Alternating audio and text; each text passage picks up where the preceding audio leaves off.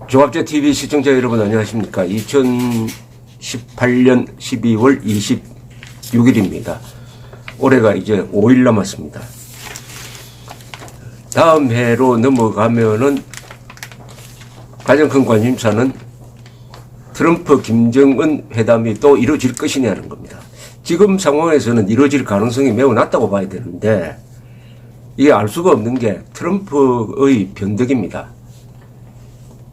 싱가포르 회담은 절대 이루어져서는 안 될 회담이었는데 이루어졌습니다. 그리고 참모들이 다 반대를 했는데도 이루어졌습니다. 미국에도 대통령이 결심하면은 그것이 큰 헌법 위반이 아닌 한 이루어지는 것입니다. 대통령 중심제 하에서 미국 대통령은 상당히 힘이 셉니다. 그런데 지금 객관적인 조건으로는 이루어질 수 없는 게 북한이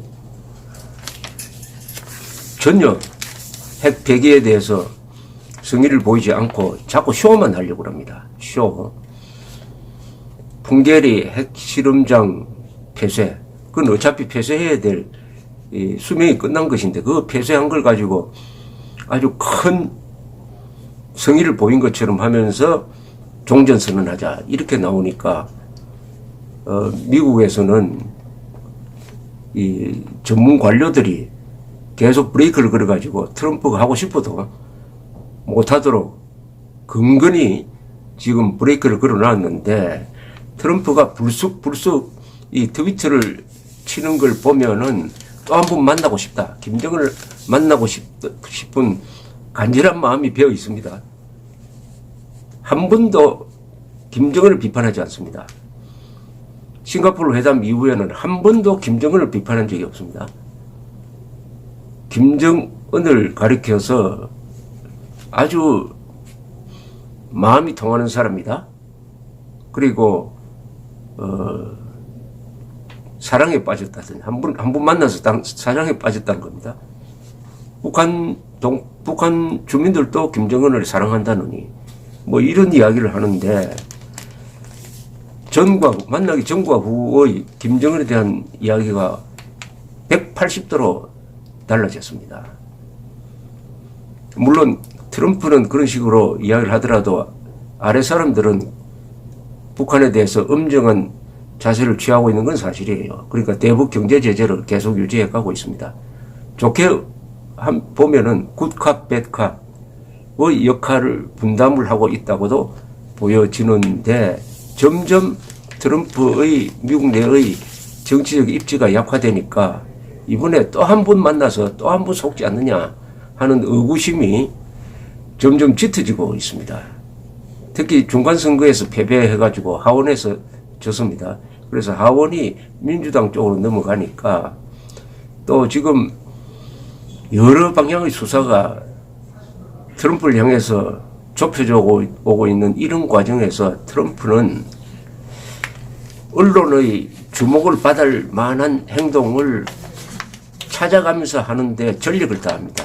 이 사람이 왜 하루에 10건, 11건의 트위터를 보내느냐 하면은 트위터를 보내면은 거기에 대한 찬반 여론이 막 일어나고 하는 것을 트럼프는 즐기는 거예요. 욕을 먹더라도 화제가 되는 것을 즐기는 사람입니다. 이 사람은 싸움을 즐기고 논쟁을 즐기고 하는 거죠. 그러다 보니까 언론의 관심 밖으로 멀어지면은 아주 살맛이 안 나는 그런 사람이 돼버리고 말았습니다. 일종의 인기인처럼 이 미국의 대통령직을 유지해 오고 있는데 좀 불길한 게 지난 12월 24일 크리스마스 이브에 트럼프 대통령이 스티븐 비건 이 대북 담당 특사 그리고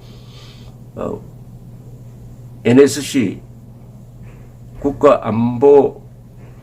국가안보회의의 이 북한 담당자 두 사람으로부터 김정은과의 회담 가능성에 대한 브리핑을 받았습니다. 받고 나서 트위터에 보고를 받는 사진과 함께 트위터에다가 글을 올렸는데 잘 되고 있다고 했습니다.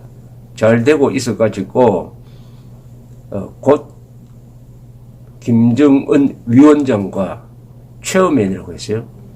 체어맨 김과 만나기를 기대한다 라는 글을 썼습니다. 이걸 읽어보면은 마치 김정은과의 회담에 목을 메고 있는 것 같은 그런 인상을 줍니다. 더구나 트럼프는 이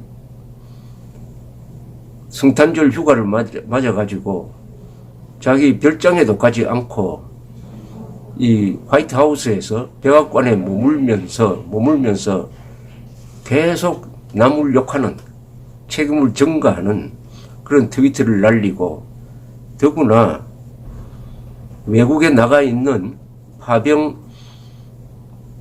미군과의 대화를 통해서도 아주 악담을 했습니다. 이 미군과 대화를 하면은 나라를 지키는 미군에 대한 감사를 표시해야 될 텐데, 국내 정치를 이야기를 삼아가지고 심지어 나라 꼴이 말이 아니다. It's a disgrace라는 표현을 했어요. disgrace. 아주 치욕이란 거죠. 자기가 이끄는 나라가 disgrace다, 치욕이다, 치욕적이다, 이런 표현까지 쓰면서 민주당을 위선자라고 이야기를 하고, 이 군대를 정치와 연결시키는, 이건 미국 대통령은 군 통수권자이기 때문에 과거에 어느 대통령도 미국 군대와 국내 정치를 이렇게 연결시키는 이런 이야기를 한 적이 없습니다. 그래서 성탄절의 트럼프의 행동을 미국 언론은 홈 언론이라는 표현을 했습니다. 홈 언론, 나홀로 집에는 번역으로 우리나라 영화가 소개된 게 있죠. 홀로 남겨진 어린 아이가 집으로 살금살금 들어오는 도둑들을 상대로 용감하게 머리를 써가면서 골탕을 먹이는, 어떻게 보면 우스꽝스러운 재밌는 영화가 홈 언론인데, 트럼프가 홈 언론 인 화이트하우스, 백악관에서 홀로 앉아가지고 트윗을 날리면서 짓붙기도 하고, 어떻게 보면 참, 어떻게 이런 사람이, 이런 인격을 가진 사람이 미국 대통령이 될 수 있었는지, 이 중대장도 되어서는 안 될 사람이고, 한 사람이 어떻게 이런 행동을 하는지 정말 세계가 경악하고 있습니다. 이런 와중에 트럼프와 김정은과의 두 번째 회담이 이루어진다고 하면은 그야말로 한국인으로서는 악몽이 또 전개될 것입니다. 문제는 이런 트윗이, 김정은을 만나고 싶다는 이런 트윗이 국무장관 이하 미국의 관료들에게 큰 압박이 되고 있다는 겁니다. 미국이 양보하더라도 김정은과 트럼프 회담을 성사시켜야 되겠다. 그래서 비건 특사가 한국에 와가지고, 한국은 또 트럼프 김정은 두 번 회담이 성사되어야 비핵화 사기극이 들통이 나지 않고 계속 북한에 대한 퍼주기를 할 수가 있으니까, 비건에 대한 한국의 태도는 견제가 아니라 오히려 더 미국이 양보하도록 하는 방향의 아마 건의나 요구를 했을 것으로 생각됩니다. 비건은 미국 사람 중에서 북한을 방문하는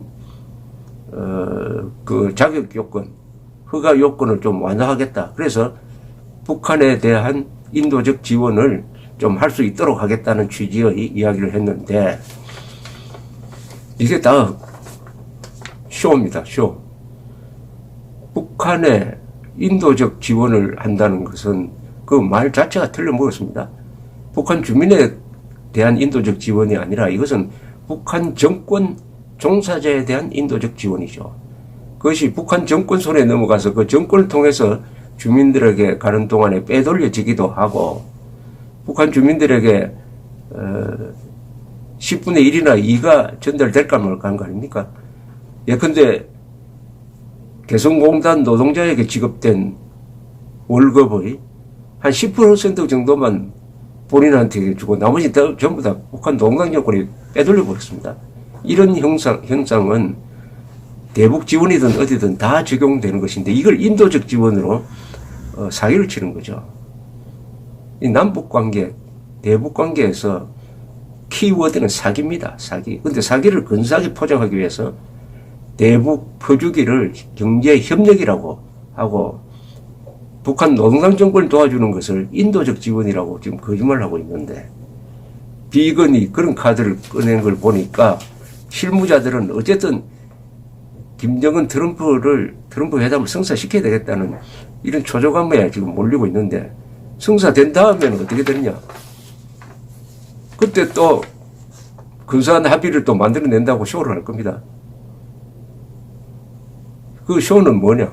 결국은 북한의 비핵화는 물 건너 가는 거고 북한의 비핵화로 가는 협상에 대한 합의가 되는 거죠. 협상 절차에 대한 합의 이상은 나올 수가 없습니다. 그러니까 거듭거듭 이야기하지만은 북한 노동당 정권은 절대로 핵을 포기할 수가 없고 핵을 포기하는 것은 체제의 자살로 가는 것이니까 미국은 그 사실을 알면서도 협상을 계속 이어가면서 핵실험하는 것 그리고 미사일 실험하는 것을 막으면은 이것만큼은 나의 성과다라고 자랑할 수 있는 근거를 만들려고 하는 것이라고 생각합니다. 그러니까 이것을 잘 아는 김정은이가 트럼프의 허영심을 자극을 해가지고 두 번째 만남을 가지게 되면 그 결과는 또 한 번 비핵화 사기극이 더욱더 돌아갈 수 없는 다리를 건너듯이 깊어지는 그런 방향으로 갈 것이라고 생각을 합니다. 이게 김정은이나 김정일이나 김일성을 만나고 난 다음에 완전히 인격이 바뀌어져 가지고 결국 자멸로 간 지도자들이 한두 사람이 아닙니다. 차우세스쿠가 1970대 초에 김일성을 만나고 와서 사람이 완전히 돌아버렸습니다. 그래서 김일성 따라가다가 결국 1989년 12월에 비참한 말로를 맞았습니다. 부인과 함께 사살되죠. 무가베는 1980년대 초에 10년 뒤입니다. 차우세스쿠 10년 뒤에 김일성을 만난 다음에 김일성의 주체 사상을 따라 하다가 결국 그 좋은 짐바브웨를 망치고 작년에 쿠데타로 밀려났습니다. 지금 시리아 내전의 원흉이 된 지금 아들 아사드의 아버지